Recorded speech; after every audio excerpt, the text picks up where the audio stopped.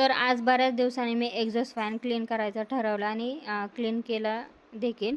त्या अगोदर इथे बघा मी छोलेची भाजी केली होती आणि तर्रीदार मस्तपैकी अशी छोलेची भाजी झाली होती. त्यानंतर मी एक्झॉस्ट फॅन क्लीन करायचं ठरवलं.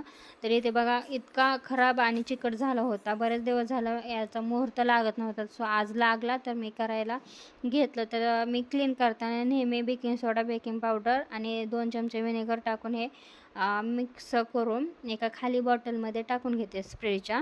आणि त्याचबरोबर 1 वाटीभर पाणी आणि डिशवॉशर टाकून हे चांगलं मिक्सपणे करून घेते आणि तेच पाणी तिथं यूज करते, जेणेकरून हे चिकटपणा जो असतो तो इझिली निघतो आणि पूर्णपणे निघून देखील जातो. इझिली हलक्या हाताने मी क्लीन करत आहे, तर तुम्हाला दिसत आहे. आणि ते बघा तिची नजर स्वतः कशी उतरवते, कशी करते कशी. हां, आले गेल्याची कोणा मेल्याची